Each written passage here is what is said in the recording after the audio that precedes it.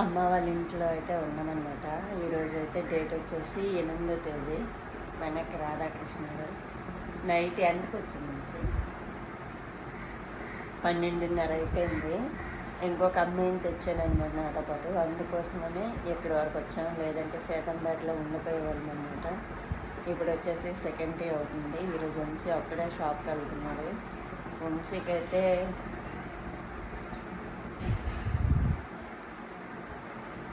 2 రోజుల్లో రివీల్ చేస్తాను ఏం జరిగిందా ఏంటి అనేసుకుని. ఇప్పుడైతే టీ తాగిద్దాం. కూర తెలుసా, చికెన్ దెబ్బ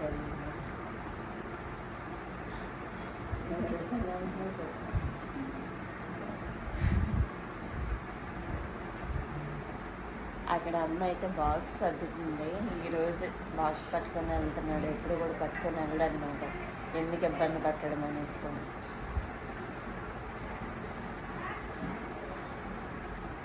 8:30 9:00 లేచాను. లేచి బ్రష్ చేసి టీ తాగేసి మళ్ళీ స్నానం చేసి టిఫిన్ చేసి మళ్ళీ ఇప్పుడు సెకండ్ టీ తాగుతున్నాను. షాప్కి అయితే ఇప్పుడే వచ్చాను.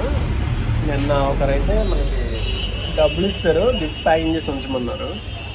అంటే ఇది 400 అనమాట, 200 ఇచ్చారు, 200 ఇప్పుడు ఇచ్చేస్తున్నా అని చెప్పారు అనమాట. సో వాళ్ళు వస్తారు అని చెప్పి షాప్కి ఈరోజు ఫస్ట్ వాళ్ళ ఇంటి నుండి డైరెక్ట్గా వచ్చేసాను.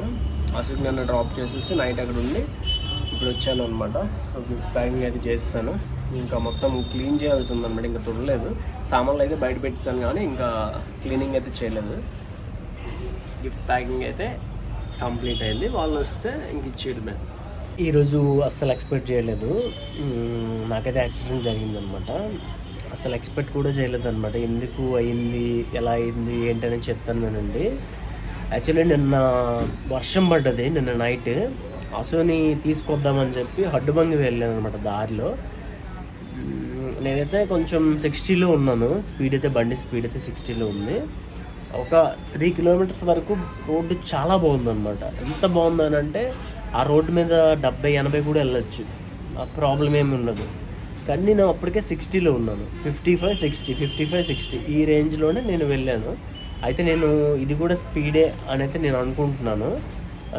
ఎప్పుడు రెగ్యులర్గా వెళ్ళే రోడ్డే కదా, పెద్దగా భయం ఏముందన్నట్టు కొంచెం ఫాస్ట్గానే వెళ్ళాను. వెళ్తే ఏమైందనంటే సడన్గా ఒక గుమ్ము అయితే పక్కన వచ్చిందనమాట. ఎలా అంటే అసలు బ్రేక్ కూడా కంట్రోల్ చేయనంటే అసలు చీకటికి కనిపించలేదు నాకు. ఆ చీకటికి ఎలా అయిపోయిందనంటే అస్సలు సడన్గా వచ్చిందనమాట. ఏదైనా సడన్గా వస్తుంది, కుక్కలైనా సరే ఈ గుమ్ములైనా సరే సడన్గా వస్తాయి కదా. ఇంకా ఫ్రంట్ వీల్ అందులో ఆత్మ పడింది, పడి ఇంకా బండి తుల్లిపోయి ఇంకా మొత్తం రగడేసి హ్యాండిల్ గట్ట వంగిపోయి. ఇంకా సేఫ్గా ఏంటంటే నేను హెల్మెట్ వేసాను. హెల్మెట్ చూపిస్తాను మీకు ఎంత డ్యామేజ్ అయిందో, నా దెబ్బలు కూడా చూపిస్తాను. చాలా దారుణంగా డ్యామేజ్ అయిందనమాట. బాబ్బని ఫ్రంట్ వీల్ ఇలా పడి తుల్లిపోయింది. ఇంకా జనాలందరూ వచ్చారు, ఒక 20 మంది దాకా వచ్చారు. ఏమైపోయింది ఏంటనుకున్నాను, ఫేస్కి మాత్రం ఇక్కడ ఒక దగ్గర చిన్నగా హెల్మెట్ తాలూకు తగిలాయి. అండ్ ఇక్కడ చిన్నగా హెల్మెట్ తాలూకు గుచ్చింది, దాని తాలూకా ప్లాస్టిక్ది. హెల్మెట్టే లేకపోతే ఈ పాటికి ముఖమంతా గీరేసిందను. ఇక్కడ చూడండి, ఇక్కడ కొన్ని దెబ్బలు అయితే తగిలాయి అనమాట. హ్యాండ్కి ఇక్కడ కొన్ని దెబ్బలు అయితే తగిలాయి. అంటే క్లారిటీగా మీకు చూపిస్తాను, ఇవ్వండి. అండ్ కాలుకి కొంచెం దెబ్బలు తగిలాయి అంతే. ఇంకా దేవుడి దయ వల్ల, పరమేశ్వరుడి దయ వల్ల పెద్దగా గాయాలు అయితే పెద్దగా తగలలేదు. తగిలాయి, ఇది మాత్రం చాలా పెద్ద దెబ్బలేని. హెల్మెట్ చూడండి, ఎంత హెల్మెట్ కానీ లేకపోయింది ఈరోజు ఇంకోలా ఉండేది పరిస్థితి. ఇగోండి ఎలా అంటే ఫ్రంట్కి దబ్బని ఇలా పడి ఇలా రగడుకొని వెళ్ళిపోయింది అనమాట. ఇలా రగడుకొని వెళ్ళిపోయింది. ఇది పొజిషను. బండి ఫ్రంట్ వీలు ఆ వీల్లో పడిన వెంటనే చాలా వరకు ఏంటంటే పడి ఇలా వెళ్ళిపోతుంది కదా. అలా వెళ్ళకుండా ఆ గుమ్ముకి ఏంటంటే మొత్తం కటింగ్ అయిపోయింది అనమాట. గుమ్ము ఇలా మధ్యలో సెంటర్కి వచ్చి ఇంత లోయలాగా ఉంది.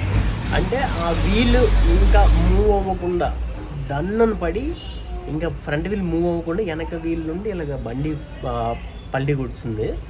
బండి పల్టీ కొట్టేసి హెల్మెట్ ఉంటుంది కదా, ఈ ముఖం అనేది ఇలా పడిపోయి ఇలా రగుడుకొని వెళ్ళిపోయింది అనమాట. యాక్చువల్లీ ఇక్కడంతా హెల్మెట్ లేకపోతే ఇక్కడంతా చెక్కేసి ఉందను. అది దాని నుండి అయితే సేఫ్ అయ్యాను. ఇంకా డొంకల్లోకి అయితే ఎగిరిపోయాను అనమాట. నైట్కి నైట్ మొత్తం బ్లాక్ అయిపోయింది.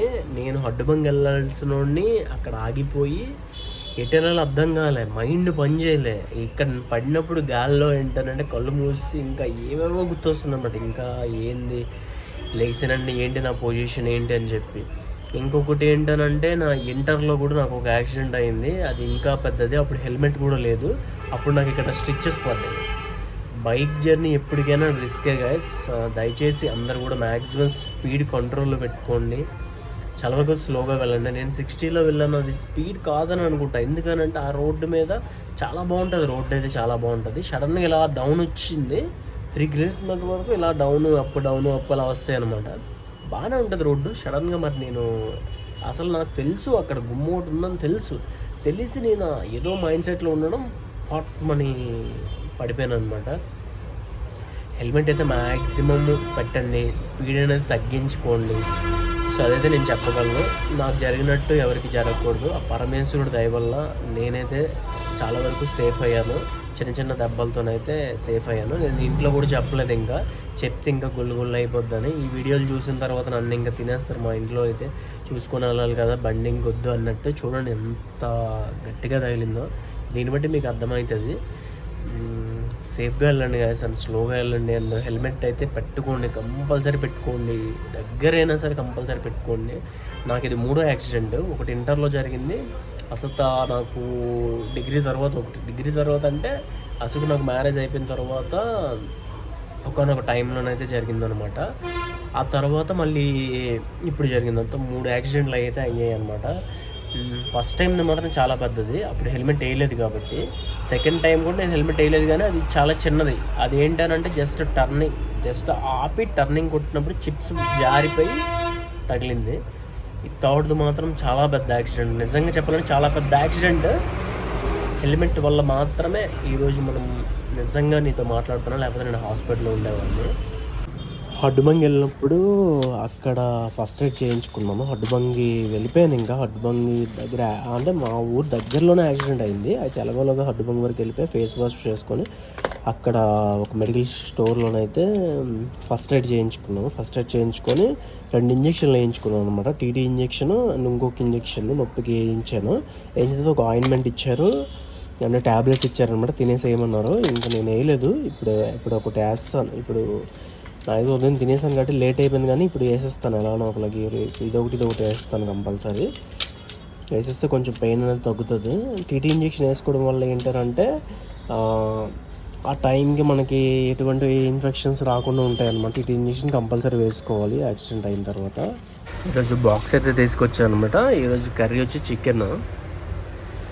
2 గంటన్నర అయింది, ఇప్పుడే కూర్చున్నాను లంచ్కి. చికెన్ అంటే మాత్రం ముందు ఉంటాము, ఇలాంటి కర్రీస్ అయితే ముందు ఉంటాం. నాన్ వెజ్ కర్రీ ఏదైనా సరే ముందు ఉంటాము.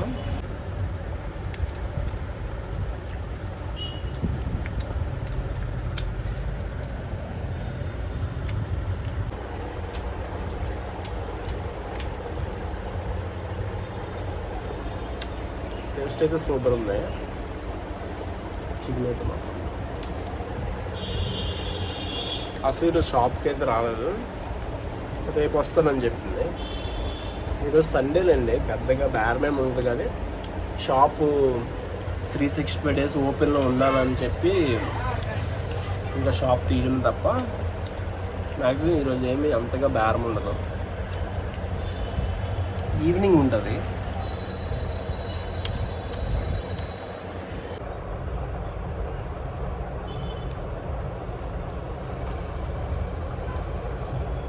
టైం వచ్చి 4 అయింది. ఈరోజు 8వ తేదీ. రెంట్ అయితే కట్టాలన్నమాట. అకౌంట్లో డబ్బులు ఉన్నాయి, కానీ షాప్ మూసి వెళ్ళాలి. లేదు అంటే నాకు తెలిసి నేను 8 కల్లా షాప్ అయితే క్లోజ్ చేసేస్తాను. క్లోజ్ చేసినప్పుడు ఆ ఓనర్ దగ్గరికి వెళ్ళి డబ్బులు అయితే పే చేసేస్తాను. ఉండుంటే బాగుండు, తను ఇక్కడ ఉండి నేను అమౌంట్ ఇవ్వడానికి అయితే వెళ్ళేవాడిని.